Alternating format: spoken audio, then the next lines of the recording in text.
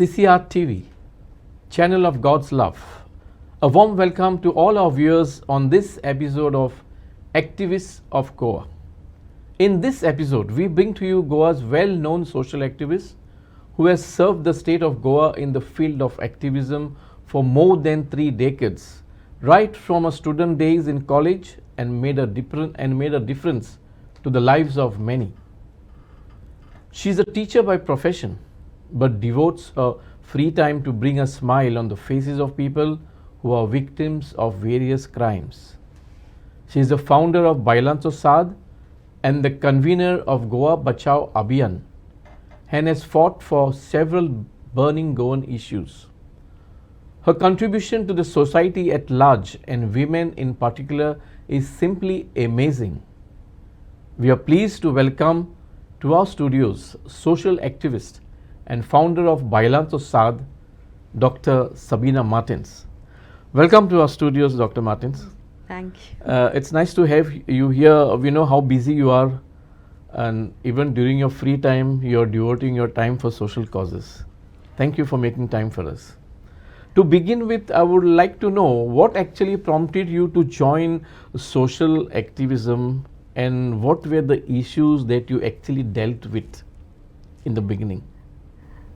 Well, there was nothing in particular that made me join. It was just a way of life.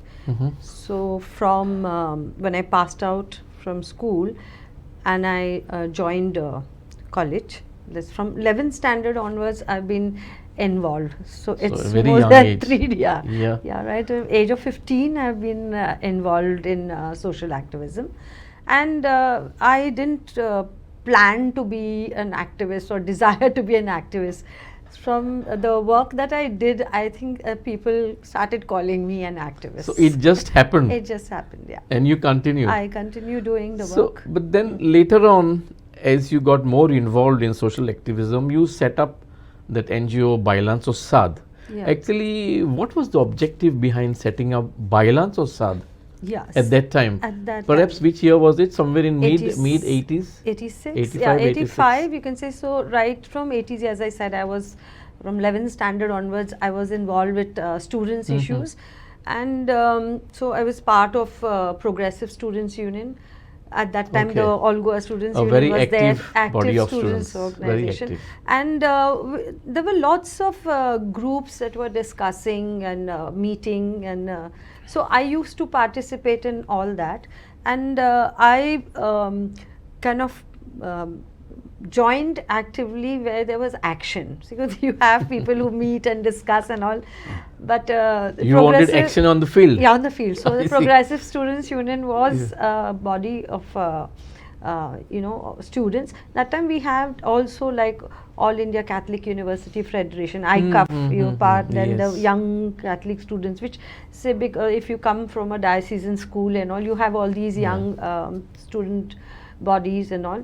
But I was more active in, I was very active in Progressive Students Union. Okay.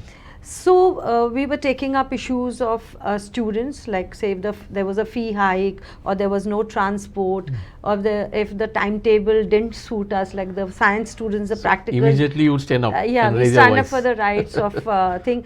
Is anything that you felt wrong, you stand up. And you are also giving solutions. Okay, do it this way. So it's like course correction, and you are doing for the public good. It's nothing individual. It's for the general mass of people. So that was it.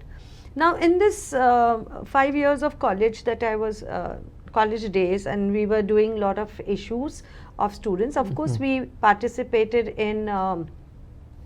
Other issues, like there were Citizens for Civil Liberties and Democratic Rights, so we used to attend meetings there also. And there was one issue which I felt was not addressed specifically, that was of violence against women. So as students, as girls, see there is teasing in the bus, or there are issues of rape, and and all these kinds of issues. So in the Citizens for Civil Liberties group, they've said, is it a violation of civil rights or something? The students organization would say, and it is like part of the problem. So nobody took up these issues very seriously. And at that point of time, there were women's organizations, like say there were Mahila Mandals, but they were attached to the department and doing like making laddus and pickles and selling those economic activities. But crimes against women was not addressed. And so there was a growing need felt, at least among the students who we were active, and also there were teachers and housewives and so many people who felt that we needed something like this, a separate organization that will handle women related issues. And so the idea was born during our college days, and so we set about meeting. So it was a process. And of course the students organization, they thought that we were trying to split the organization between girls and boys and bifurcate the but we had no such intention. It was just that we wanted to focus on the issues of gender. Completely by separating it and giving dedicated solutions to the issues of women and because girls. Gender comes in all issues. Yes. No, it's not only so a student issue is not only about fees, but if a student who's a girl student is deprived, for various reasons, because there's violence, because there is mental trauma because of the environment, or say parents are not sending them to school because you have these patriarchal mindset that girls should study only up to this point. So these are issues that needed to be addressed. Now ma'am, is it true that in the initial stages when you joined social activism group of students, PSUs and all the other things as you have just mentioned, was there opposition from your family back home not to be part of it? Because in the 80s and even later 90s, activism was hardly heard of much, Yes, there was, at that age you are young, you are a teenager, and then you are going out, then after to fight for others. And after college hours you are doing, other things like you're not coming home immediately. Correct. Like when I was in college, I was also part of the Sangharsh Natya Manch. It's a street play group. I see. We had done about 100 street plays on social issues. So those practices also used to be there after college hours. So I was not one of those who was, you went to college and you came back home, like one typical thing. Yeah. So there were always issues. Why are you coming home late? And what are your studies are going to get affected, and this is going to affect your career, and so constant pressure was there. From the parents, and but despite all that thing, you continued. I continued. Was there any particular incident that actually paved the way to give you the clearance or green signal to move ahead with your passion? This was a passion of doing some social service, correcting a wrong, and bringing justice. Was there any incident like that?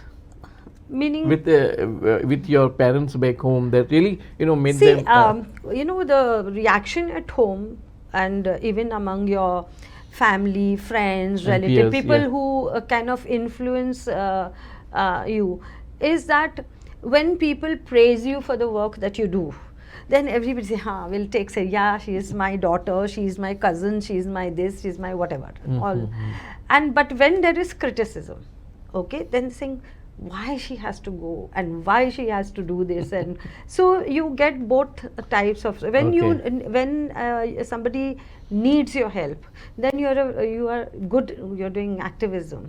Otherwise they're saying, why you are wasting your time and going here and doing this thing.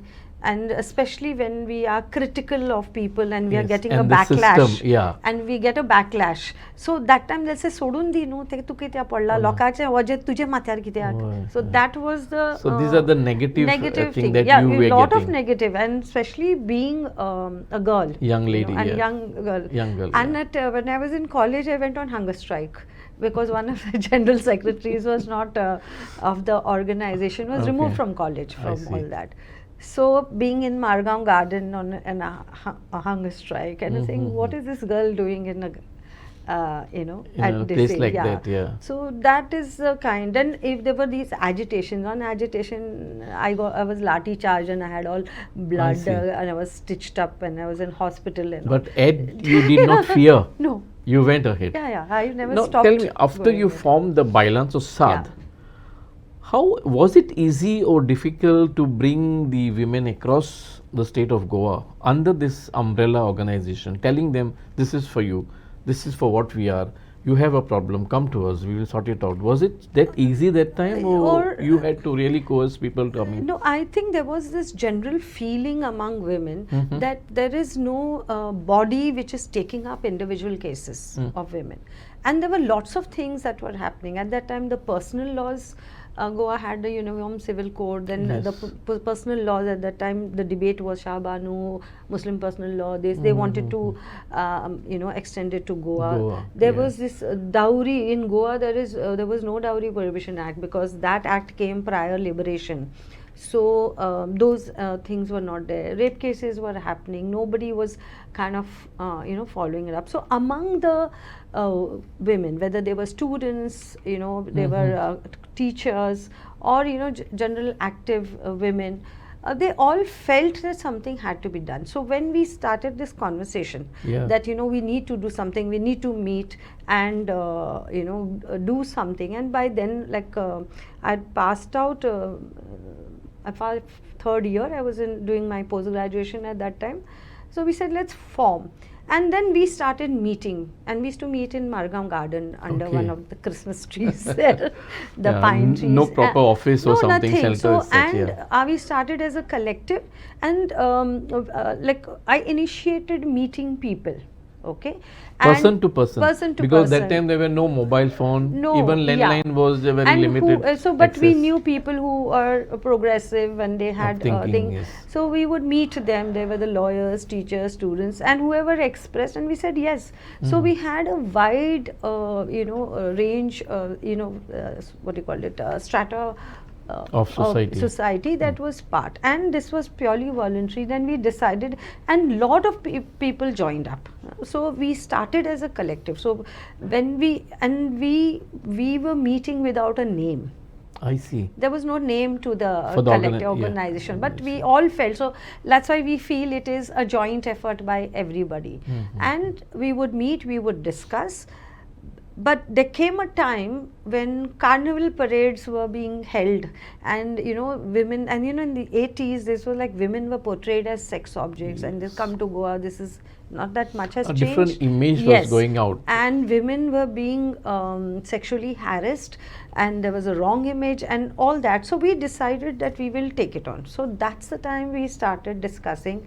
When we come out, we can't say a group of women are opposed to it. Yeah. And that's the time we started thinking of a name. So like maybe in 85, the debate started, discussion started, and in 86, You coined a we name. Bailans of Saath. It was a very impactful name, I should Yeah. say. Lot of it names, said it all. What That you is an want to do. awakening call. Yes, awakening And call. this is a collective. We don't have any structure. We don't have a president, secretary, nothing. Right, yeah. It's just Just a purely body. body of Just a body, volunteers. volunteers. And we would meet on issues, discuss, and take it up. Now, talking about women in society, that time in 80s, 90s, right now also there are so many crimes committed against women and young girls. Do you really think they get justice, ma'am, in today's society? Or is the word called justice just a mere mirage? See, I would say, I would like to be positive that things have improved. Where there was no organization and where there is an organization, things have improved because there is awareness. There is people who want to fight. They know there are bodies which are there, and organizations like us, after Bailans, there were many other organizations that have come up. And people who have been part of Bailans at some point have gone and formed the other organization, but we are all working together.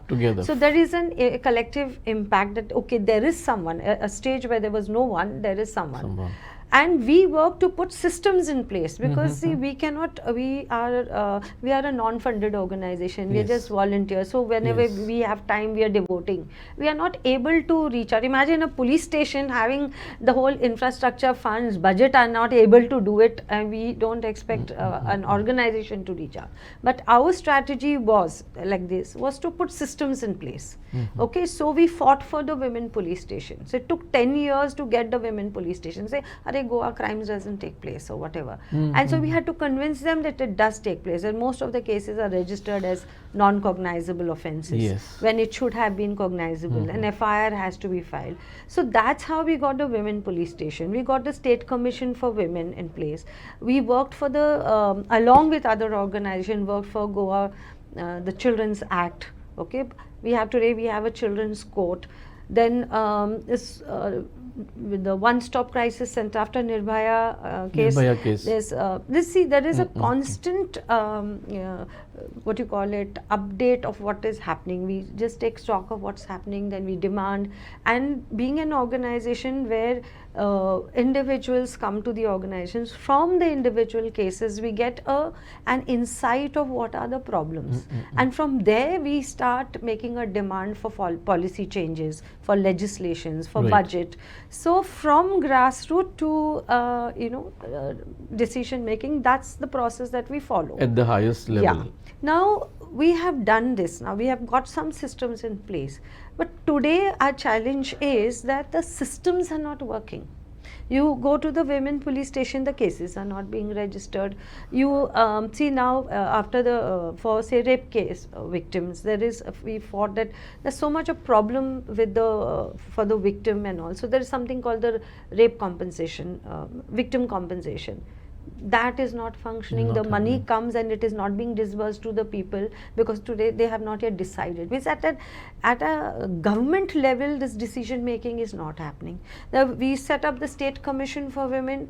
There was no chairperson for the last so many months, and then now the chairperson has come, but other members are not appointed. There is I'm told that she doesn't have the infrastructure and whatever wherewithal you need to work. So the functioning of the Yeah, system itself is affected. Is affected. Badly affected. Very badly affected, and I feel that this is where governance plays a role. See, civil society members are doing their job or work, but it's at the governance level things are failing. Ma'am, you just spoke about the manner in which you went, the campaigns for setting up a women's police station. Finally, we have got it Yes, after a decade or yes. so. But now that the police station is in place, Yeah. can a victim of any injustice, can she just walk into the police station and get She her case can. registered, or does she need the support of any social activist? No, Is it so smooth and free? No, she can go. But what happens, as I said, today the the feedback that I'm getting from the people who have approached the women Yes. police station is that we are treated like accused. Okay. So they do not want to go to the women police station, and that is the what we feel bad about, and we have been raising it with the police. We've been raising it at the forum, and so we had this system of having a meeting every 3 months with the police. And before COVID, it was going on well, in the sense like every 3 months we would meet at whichever police station things, like say a woman was treated badly, her complaint was not taken, she didn't receive help, or she was, sometimes they give bad words, sometimes you have all kinds of things happening at the police station. Yes, right. We would address it at that meeting, and that would be SP would be present, SP North Crime, and all the PIs of police stations were there. Yeah. So there was accountability, So you say, you give a reason why this thing didn't happen. So things used to get sorted out. So the follow-up was there. From Now your that end. system has stopped. And even though we met with the DGP has moved a file for having these meetings. It went to the SP, and now it is still stuck for the last, after COVID, like it has just not happened. Even last month we were following up, and we were told that the meeting will be held in May. We have not yet got any date for the meeting. So that's why I'm saying at the governance level there is a problem. So this is a job of whichever officer, whichever minister or secretary or whoever is there, that you have to see that your department functions efficiently, Correct. and that is not happening. So now coming back to again to the injustice meted out to the women, is dowry related cases or harassment still prevalent in Goan society, or is it a thing of the past now? Do you get any such cases for redressal? Yeah. See, the term dowry is something which is it is demanded at the time of marriage to transact the marriage or whatever. Now, people don't use the word dowry any longer because dowry taking is a crime. Okay. But asking and for things has not stopped. Okay. Now in Goa there is one aspect that we have equal property rights.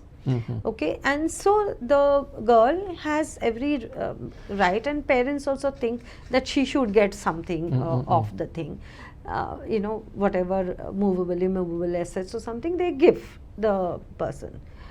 Now, sometimes, means in the cases that we hear, we have a lot of trouble because the woman faces trouble because she did not bring as much as the family expected. Okay, so there is a silent internal pressure. Lot of pressure. Compensate with certain luxuries, perhaps material things. What do you mean to say? Yeah, this is what you actually mean to say. They expect so many things, or even after this was the custom during even during Vajen, this used to come and that used to come. See, there is also some cultural aspect to it, but there is something which is voluntarily, and there is something which is under pressure. And when you don't give, then there is problem. Now today we have another kind of problems, like, so the girl is married. Now people who go into these marriage, they get into marriage agreements, procedures, no strictly written thing. They know that they do their homework, what that girl owns, what that family owns. People don't simply go and say, okay, you love marriage and get married. No, they look at these things as little bit of research is they do. And then after she is married, then pressure is put on her to demand your share. Okay. So now, yes, the girl has a right to her family, but it is not that she is exercising her right. It is the pressure that comes from her to exercise her right, and that causes lot of domestic internal and domestic turbulences. And that leads to a lot of other things. Fights, well, yes, a woman should be given her due share in the family, but the main issue today is control over those assets. Today women are working, but the ATM salary goes in the bank, the ATM card is with the husband. Oh, I see. And we have cases, and you'll be surprised that I'm teaching. We have teachers, like people who are educated, bank employees, where they are taking permissions. Even if they're going out, like we go out, say let's have lunch together today and all. So we have to inform the husband. And so this is a reality. It's a reality. I'm not saying all, but this is where the problems come. That the woman has control over her resources is still not a reality everyone. So decision she makes, what she should buy in the house. If she wants a mixer and say husband wants a scooter, then obviously the decision always goes in favor of what the man wants, the husband wants, not what kind of say you want a washing machine, where the woman does the housework, and so these issues are there, and it's a constant, and then they lead challenge to so many other things. Problems. So, but when you talk, see, when these individual cases come from women, we get a range of other issues, economic issues in the house. We get how caste discrimination takes place, community also, then all this rich poor divide, then property rights, because so many single women are thrown out of their house, deprived of their property rights. They have, on paper they own big houses, but they are on the streets. A lot of our street women are owners of property. Mhm. So it's not just, when we talk about women's rights, it's not just about violence. When we say a women's organization, they think we are only talking about violence. But there are so many other issues. Fields, growing of fields. Okay, who's growing the field? Who owns the field? Who does the work? There are so many. All these factors this also come into to play. Look at the fisher women. Yeah. Okay, we did one survey in one village. All the fisher women were the ones who were running the household. Okay, and the husbands were drinking. They were not doing work. It was a whole ward we studied. But nobody recognizes the contribution the woman does to for the family. For the family, yeah. Ma'am, among the many issues that you have taken up for the welfare of women, Bailan to Saad came into a lot of limelight when you fought for that age-old tradition that there was there, wherein the disrobing of deceased women during the final rites was done. Yeah. It's a very sensitive issue as far as the religious sentiments are concerned. But then you succeeded in doing away with this age-old custom, if I may put it. Yeah. How challenging was this, and how did you achieve this? I wouldn't say we have done away with, but the process has started. In the sense, see, in certain communities, when a woman or man died for that matter, during cremation they used to remove all the clothes. Yes. Now, for a woman, in the crematorium, mostly the men used to go. Are there, yes. So people were really affected that the woman was there exposed in front of all the men. And today, in the age of mobiles and WhatsApp, these pictures were being taken and circulated. So Okay. this really affected the dignity of women. So we got one case, then we from that community, then a second case and a third case. So we thought that this is an issue which needs to be addressed.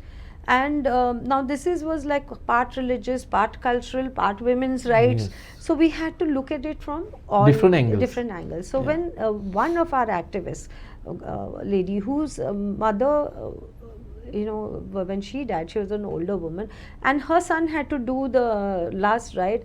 The son came away saying that I can't, means that woman clothes were removed. So it was for him a very traumatic experience. So they came, she said, we have to do. So we said yes. Now this is a issue we had to see at a cultural level. So what we did was we started talking to organizations of that community. We went to the religious heads, like the Swami of that because that's a very sensitive issue, ma'am. And we also talked about the dignity of women. See, we talk about human rights. Human rights is basically dignity of a human being, and here is a dignity of woman.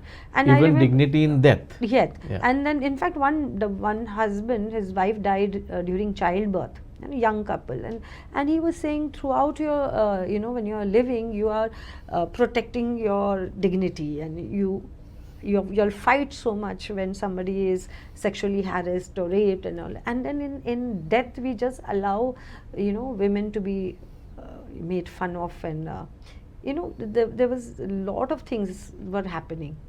So yes, we said we have to fight for the dignity of women. And after Nirbhaya's case, there was certain provision in the judgment. There was changes in the law, and one was disrobing. So stalking clause was introduced, that you can't follow a woman, that one. One was voyeurism, that say somebody is having bath or somebody is there, you are peeping. Correct. So that clause was in, and disrobing a woman. So disrobing also was part one of the which became part of the change in law. changes. So what we did is, after we did a ground level awareness, we filed it in the Human Rights Commission, and saying that that crematoriums are public places, and a woman's dignity should not be violated in a public place. So the commission sent a letter to all the panchayats and us to send a report. I see. And whether this is happening. Then it's very good to understand that where there were women who were in the panchayats and CCPs, they gave proper reports. Saying that this is happening. Others said no, it is maybe, and we don't know, and something like that. They were sitting on the fence. So when this report came, then the commission took a stand that it is wrong to violate, and then the order came. So when the order came, it went to all the panchayats and thing. So that order gives us the, when we go and meet those people who do it, that you cannot do it, and that started a campaign, and a lot of people have been calling us So up. changes have come in. Changes, yeah. And a lot of youth are saying that we have stopped. We didn't allow. One 17-year-old girl died of cancer, and she was being cremated. We stopped her disrobing. Okay. Somebody like that. We stopped. Our same woman who fought for disrobing, we had gone to the Swami when she died. We stood there with the order and said, you will not disrobe her. And so the process has started, and I think that the change, It's only a mindset change that which is has to come. needed very Yes, seriously. yes. Ma'am, sometime back we spoke about the carnival parades, the manner in which our Goan women were projected on the floats. And I remember Bailan Sad was responsible for bringing in some discipline in the float parades, wherein you set up a screening committee to check the dress code. Yeah. Now that is in place. But are you happy in the manner in which float parades are conducted now? Because it has become a state, Carnival is now a state festival, and a lot of commercialization has come in. Yes. But Our critique of the Carnival parade was commercialization of Commercialization, culture. Now, when you commercialize culture, then you look at profits and you don't look at the spirit of the festival Of the or whatever. festival, yes. So what happened is, first, as I said, they were using women as sex objects. So not that, say, dress means we believe that women have a right to dress, but when you project women in a particular way, in a particular dress, to entice, using women as sex Attract, object, that is yeah. what is an issue. It's not, we are not saying that women should not wear a dress or a bikini or a whatever. In the right place, at the right, everybody knows what is to be done. So one. Second is the vulgarity that was there. At that time, vulgarity was at a height.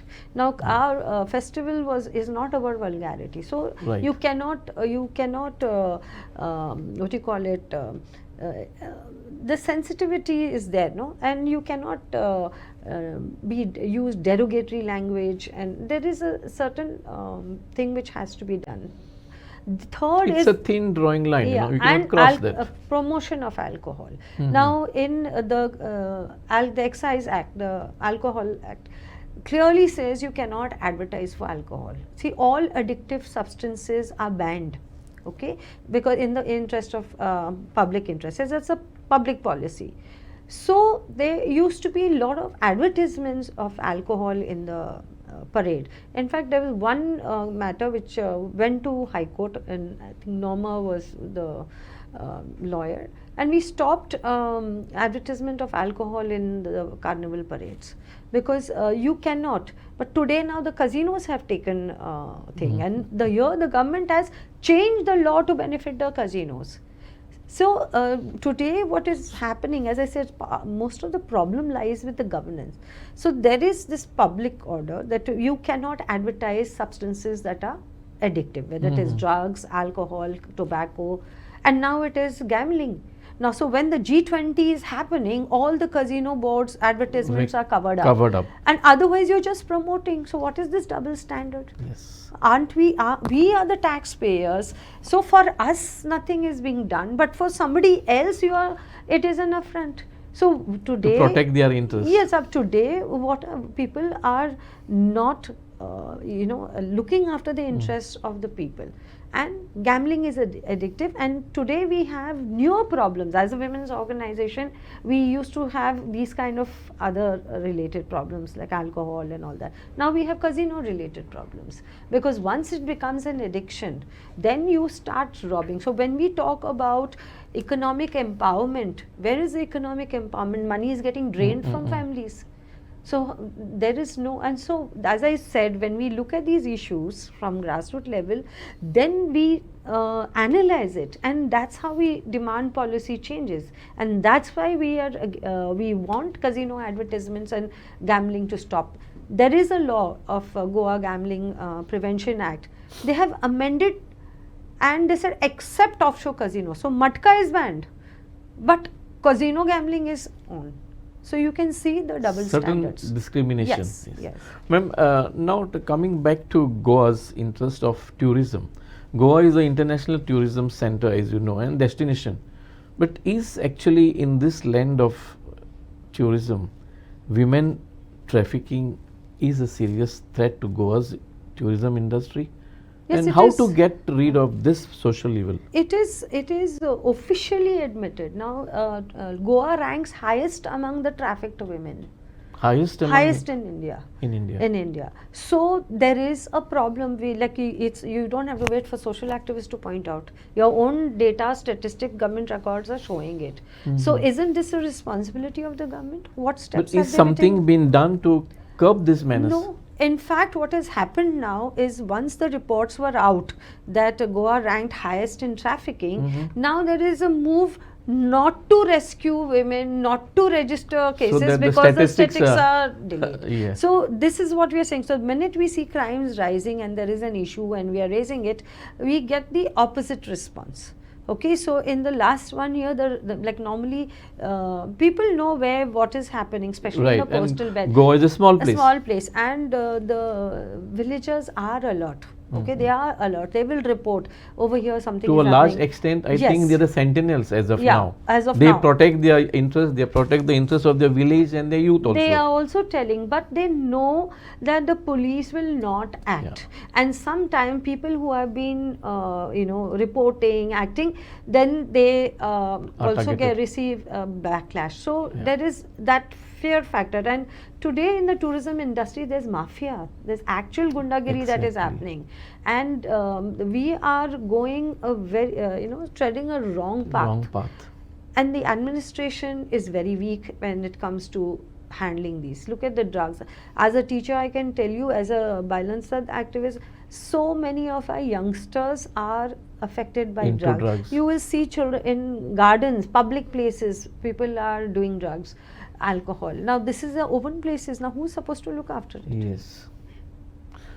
Ma'am, coming back to the violence, against women, how does alcoholism actually affect a family life and violence against women in Goa? Is it very a serious matter of concern, Very, very serious. even as of now? Yes, even as of now, because see what happens is we start as social drinking, which is different thing. There is no problem there. The problem becomes when the person gets addicted to alcohol. Okay, so once a person gets addicted, then it becomes a disease. Okay. Alcoholism is a disease, and you need medical treatment for it. So any amount of and you need support. That's how that Alcoholic Anonymous, people talking and all that.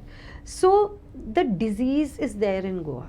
Okay, so you can see the amount of deaths that are taking place due to cirrhosis of liver. Yes. Then all the alcohol related problems, and this is medical issues. You see the road accidents that are taking place.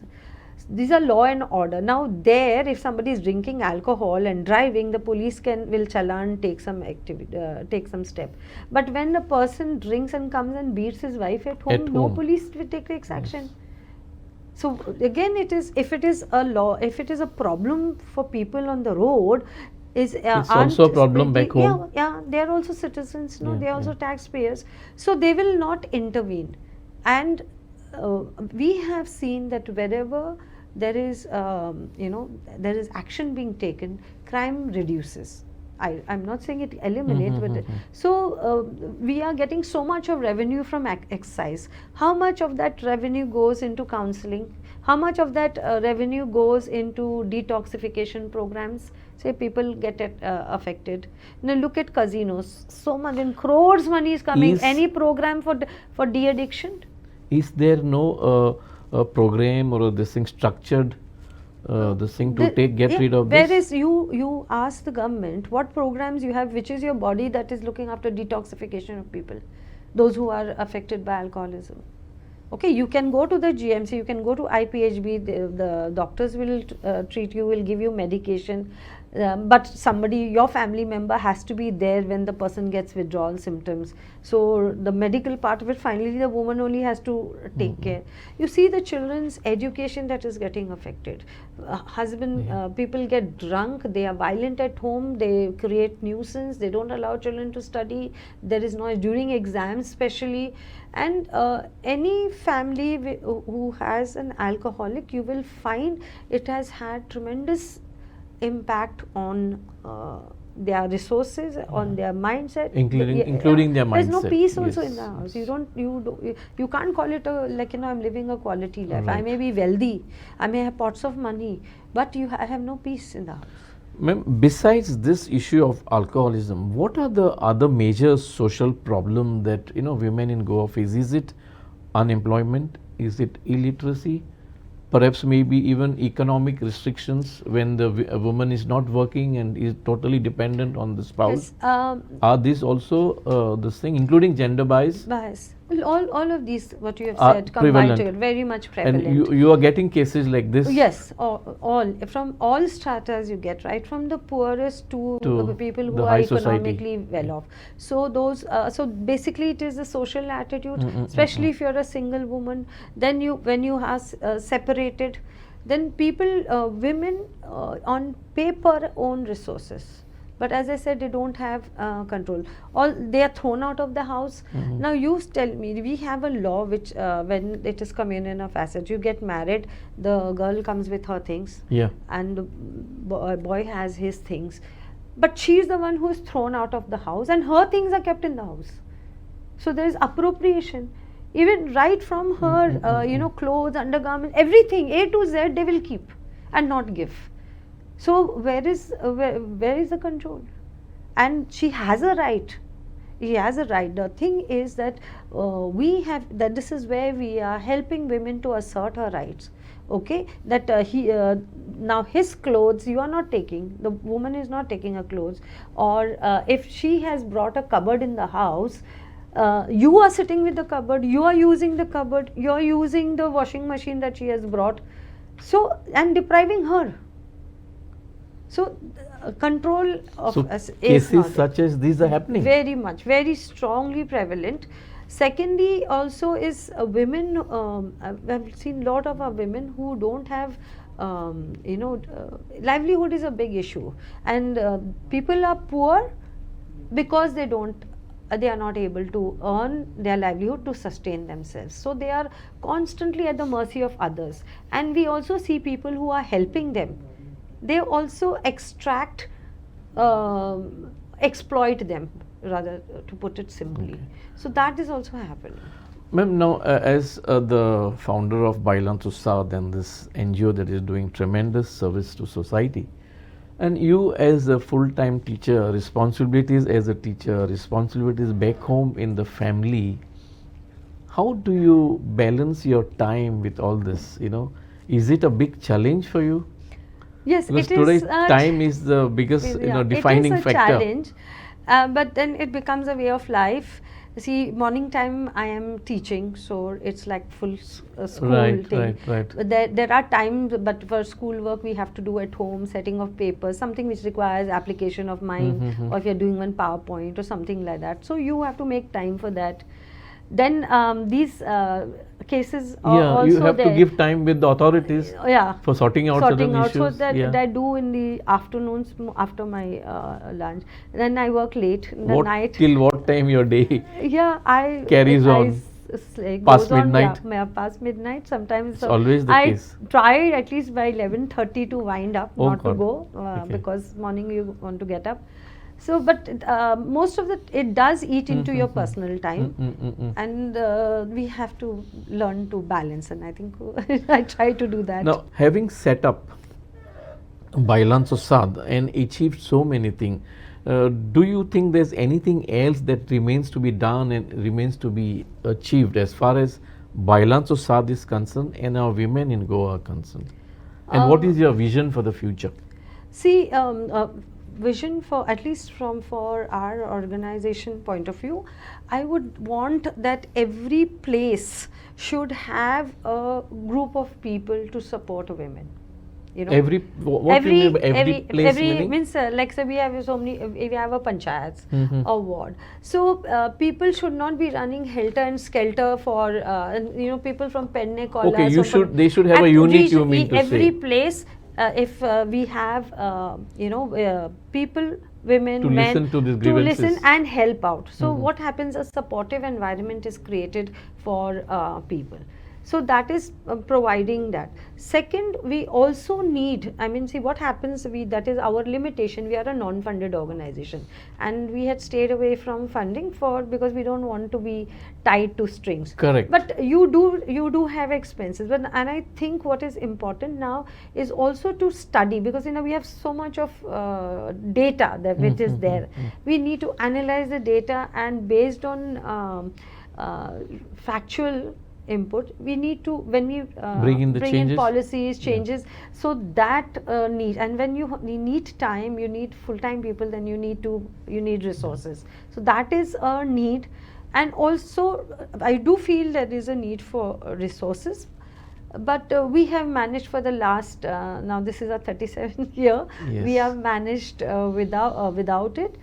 And one thing is, we have never invited any politician on our platform for so many years. So we have maintained our independence, Mhm. and that's the way we have Free of functioned. political Free influence. of political interference. Though politics is an important thing, we feel women should take part. Mhm. But as a policy, we have decided that on our platform we'll never invite a politician. Thank you very much, Yeah. ma'am, for this You're time that you welcome. have given us and this beautiful chat we had. So that was Dr. Sabina Martins speaking to us straight from the heart on the topic of her NGO, Bailan Susad, and all that she does and that remains to be done. Thank you for watching your favorite channel, the CCR TV channel.